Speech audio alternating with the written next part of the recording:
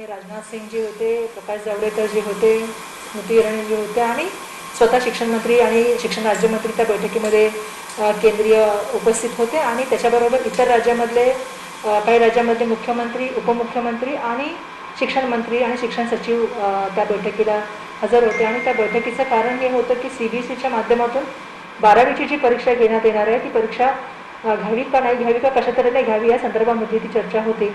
आणि त्या ठिकाणी प्रत्येक राज्याने आपापलं म्हणणं जे आहे ते त्या ठिकाणी मांडण्याचं काम केलं आणि महाराष्ट्राच्या वतीने सुद्धा आम्ही आमचं म्हणणं मांडलं.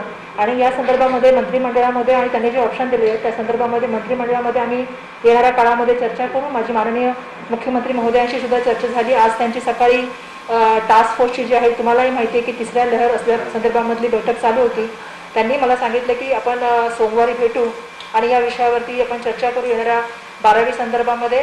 आणि आम्ही हाच प्रयत्न करत आहोत की विद्यार्थ्यांचं हित आणि विद्यार्थ्यांचं आरोग्य याच्यामध्ये फिजिकल आणि त्यांचं मेंटल. तर आता आपल्यालाही सर्वांना माहिती की परीक्षा खूप वेळ चाललेला आहे, त्याच्यामुळे कुठे ना कुठे विद्यार्थ्यांमध्ये सुद्धा एक संभ्रमाचं आणि घबराटीचं वातावरण आहे. आणि म्हणून विद्यार्थ्याचं हित बघून आणि त्याचं सुरक्षितता बघूनच या संदर्भामधले निर्णय घेतले गेले पाहिजेत. वॅक्सिनेशन संदर्भात सुद्धा आम्ही त्या ठिकाणी सांगितलं की वॅक्सिनेशन सुद्धा मोठ्या प्रमाणामध्ये व्हायला पाहिजे. अशा तऱ्हेचं आम्ही ज्या आमच्या सूचना होत्या त्या आम्ही त्या ठिकाणी केंद्रीय मंत्रिमंडळासमोर ठेवल्या. आणि येणाऱ्या काळामध्ये आम्ही माननीय मुख्यमंत्री महोदयांबरोबर सुद्धा याविषयी आणि मंत्रिमंडळाच्या सहकार्याबरोबर आम्ही आमच्या चर्चा करणार आहोत आणि येणाऱ्या काळामध्ये तुमच्यासमोर आम्ही येऊ सांगू. पण एकंदरीत प्राथमिक लेवलला काय परीक्षा घ्यावी की नाही असं काय ठरतंय किंवा असं काही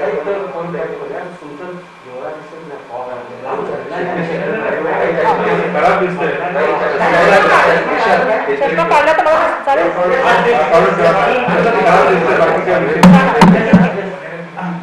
प्राथमिक लेवलला आपण तयार आहोत म्हणजे परीक्षा घेण्यासाठी विद्यार्थ्यांची मानसिकता आहे का परीक्षा नाही. आता आपणही सगळेजण जाणता की ज्या तऱ्हेची परिस्थिती आहे आणि तिसऱ्या लाटे संदर्भामध्ये आपण सगळे चर्चा करत आहोत आणि त्याच्यामध्ये सगळ्यात जास्त सांगितलं जातं की जो इम्पॅक्ट होणार आहे तो लहान मुलांवरती होणार आहे. आज कुटुंबामध्ये सुद्धा आपण बघत आहोत की मोठ्या प्रमाणामध्ये एक भीतीचं वातावरण आहे.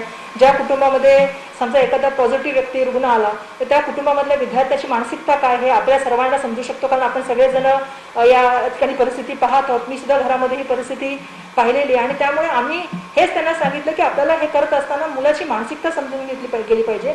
1.5 वर्षापासून मुलं ह्या परीक्षेसाठी तयारी करतायत आणि सातत्याने मुलांमध्ये संभ्रमाचं वातावरण आहे.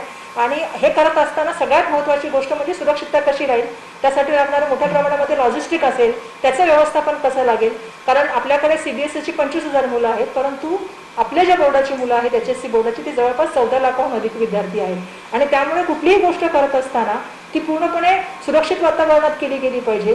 मुलांना जे आहे ते जसं मी सांगितलं की दोन्ही तऱ्हेचं जे आहे ते मार्गदर्शन आणि त्या तऱ्हेचं वातावरण निर्माण केलं पाहिजे. आणि त्यासाठी सगळ्यात महत्त्वाची जर गोष्ट कुठली असेल तर वॅक्सिनेशन आहे. तर केंद्र सरकारने जास्त प्रमाणामध्ये वॅक्सिन द्यावे आणि मुलांचं आणि काम करणाऱ्या लोकांचा विचार करावा. त्यामुळे तोपर्यंत आमचं असं म्हणणं होतं की ह्या संदर्भामध्ये निर्णय घेत असताना आम्ही परिस्थिती बघू. तुम्ही 1 महिन्यानंतर परीक्षाबद्दल बोलता आहात, त्यावेळेची परिस्थिती काय असेल महाराष्ट्रामध्ये, कारण आज आपण सगळेजण जाणता लॉकडाऊन आहे. उद्या विद्यार्थ्यांना यायचं म्हटलं तर कशा तऱ्हेने येणार. 1 महिन्यानंतर काय परिस्थिती असेल त्या परिस्थितीचा आम्हाला अभ्यास करावा लागेल. त्यामुळे हे सगळे निर्णय घेत असताना आम्हाला पूर्ण काळजी करून आणि पूर्ण विद्यार्थ्यांचं हित आणि देशाचं हित घेऊन तुम्ही निर्णय घेतला पाहिजे आणि त्या पालकांची मनस्थिती आपण समजली पाहिजे असं आम्ही सांगितलं. 12वी CBSEच्या निर्णयानंतर आपल्या स्टेट बोर्डाचा निर्णय होईल. आम्ही या काळामध्येच माननीय मुख्यमंत्री महोदयांशी मागच्या मंत्रिमंडळाच्या बैठकीमध्ये आमची चर्चा झाली होती आणि त्यावेळी त्यांनी सांगितलं होतं की ते दौऱ्यावरती जाणार होते. आपल्यालाही माहिती आहे जे वादळामध्ये झालेलं नुकसान ज्या संदर्भात ते दौरा करणार होते. त्याच्यानंतर त्यांनी आम्हाला सांगितलं होतं की बैठक घेतील. आज सुद्धा माझं सकाळी त्यांच्याशी बोलणं झालेलं आहे. ते मला म्हणाले की आम्ही तुम्हाला 1-2 दिवसामध्ये बैठक देत होतो. येणाऱ्या 2 दिवसामध्ये आमची बैठक होईल आणि मंत्रिमंडळात आम्ही ह्या गोष्टी घेऊन जाऊ. आणि जसं आपल्या सर्वांना माहिती आहे माननीय उच्च न्यायालयात सुद्धा आम्ही आमचं म्हणणं मांडू की ही करोनाची परिस्थिती ही असाधारण अशी परिस्थिती आहे. अशा परिस्थितीमध्ये मुलांना सुरक्षित वातावरण कसं देता येईल आणि पुढच्या वर्षी मुलांचं शैक्षणिक नुकसान होऊ नये यासाठी आम्ही प्रयत्नशील आहोत असं. शेवटचा प्रश्न 10वी बद्दल ज्या प्रकारे उच्च न्यायालयात याचिका सुरू आहे, काय पर्याय शिक्षण विभाग विचारत आहे? एक परीक्षा घ्यावी वेगळी अशा प्रकारचं आहे की रद्दवरच ठाम आहे? नाही, असं आहे की माननीय उच्च न्यायालयाला आम्ही आमचं म्हणणं सांगू, आमच्या माध्यमातून AG त्यांचं म्हणणं मांडतील. आणि मला असं वाटतं की आम्ही ही जी परिस्थिती निर्माण झालेली ही असाधारण अशी परिस्थिती आहे. कोणीच विचार केला नव्हता की अशा तऱ्हेची परिस्थिती निर्माण होईल. पहिल्या लाटेमध्ये आपल्याला वेगळं वाटलं होतं, दुसऱ्या लाटेमध्ये आपल्याला वाटलं होतं कदाचित ती त्याच्यापेक्षा कमी असेल, परंतु आपण आज परिस्थिती बघतोय की तो स्ट्रेन खूप मोठ्या प्रमाणामध्ये लोकांमध्ये आज खूप मोठ्या प्रमाणामध्ये पॅनिकिंग निर्माण करत आहे. आणि अशा वेळेला तिसरी लाटेबद्दल आपण चर्चा करतोय, ती सुद्धा मुलांच्या बाबतीमध्ये होते. कारण पहिल्या लाटेमध्ये मुलं नव्हती, पण दुसऱ्या आणि तिसऱ्या लाटेमध्ये आता मुलांवर याचा इम्पॅक्ट व्हायला लागला. आणि म्हणून आम्ही कोर्टाला आमची बाजू सांगू, कोर्टाने जे आम्हाला प्रश्न विचारले त्याच्याबद्दल आम्ही त्यांना माहिती देऊ आणि ह्या असाधारण परिस्थितीमध्ये पुढच्या वर्षी मुलांचं नुकसान होणं यासाठी आम्ही या संदर्भामध्ये आम्ही कोर्टामध्ये जे आमचा GR करतो आम्ही कोर्टामध्ये सादर करून कोर्टाला आमचं म्हणणं मांडू त्या ठिकाणी. आणि मला पूर्ण खात्री आहे की कोर्ट या संदर्भामध्ये जे आम्ही सहानुभूतीपर विचार करेल, कारण परिस्थिती ही वेगळी आहे आणि त्याबद्दल काही संघटना ज्या ऑनलाईन परीक्षा घ्या असं वारंवार सांगत होतं, याबद्दल काही विचार होणार आहे का किंवा कसं काय? आज पण चर्चा झाली आणि आधी पण आपल्या सर्वांना माहिती आहे चर्चा झाली आहे. त्याच्यामध्ये सर्वांना माहिती आहे की आपला पेपर पॅटर्न जो अजूनपर्यंत असा होता तो कधी ऑनलाईनसाठी आपण हेच केलेलं नाही. आणि एका पटकन परिस्थितीमध्ये करणं, आणि ते पण आपल्याला माहिती आहे की आदिवासी पाडा असेल, डोंगराळ भाग असेल किंवा दुर्मिळ गाव असेल, जर इंटरनेटचं कनेक्शन त्यावेळी गेलं तर त्यावेळी त्या विद्यार्थ्याची परिस्थिती काय असेल. आणि म्हणून आम्ही खूप साऱ्या गोष्टींचा या ठिकाणी विचार करतो आणि आमचा हाच प्रयत्न राहतोय की पुढच्या वर्षी कसं करून मुलाला त्याचं नुकसान होऊ नये. मागच्या वर्षामध्ये पूर्ण शैक्षणिक जर आपण बघितलं तर खूप मुलांच्या जीवनामध्ये कधी त्यांनी विचार केला नव्हता मोबाईलच्या माध्यमातून शिकावं लागेल, कधी त्यांना परीक्षेच्या बाबतीमध्ये हा विचार केला नव्हता, परंतु असाधारण परिस्थितीमध्ये असाधारण निर्णय त्यावेळी घेतले गेले. पण पुढच्या वर्षी मुलांचं आपल्याला प्रयत्न राहणार आहे की त्यांचे ॲडमिशन वेळेवर व्हावं, त्यांच्या शाळा किंवा कॉलेजेस वेळेवरती त्यांना मार्गदर्शन मिळावं, ह्या तऱ्हेचे प्रयत्न आपण करणार आहोत.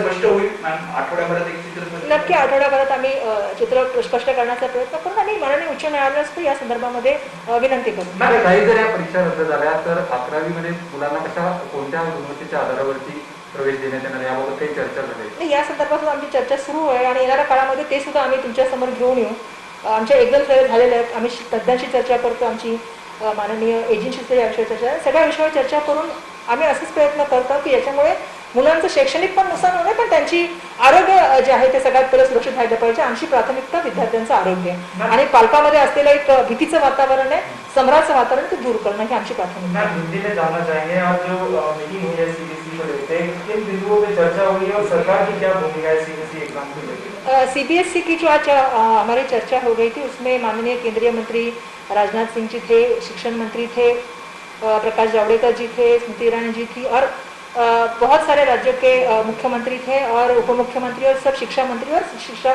सचिव इस मीटिंग में थे. और चर्चा इसी बात पे थी कि किस तरह से आने वाली CBSE की एग्जामिनेशन को जाना है. तो हमने वही कहा है कि आपको राज्य की परिस्थिति को आपको ध्यान में रखना पड़ेगा और जिस तरह से हमारी सबसे बड़ी देश की प्राथमिकता आज ये है कि जो आज ट्रेंड जो आ रहा है वो पहला स्ट्रेन से आज का स्ट्रेन अलग है और तीसरा हम लोग जो बात कर रहे हैं उसके लिए भी हमें प्रिपेयर्ड होना चाहिए. उसका सबसे ज़्यादा इम्पैक्ट अगर किसी पे होने वाला है तो बच्चों पे होने वाला है.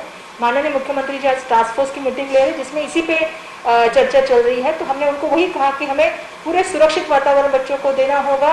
हमारे लिए सबसे बड़ी प्राथमिकता अगर कुछ है तो बच्चों की हेल्थ है.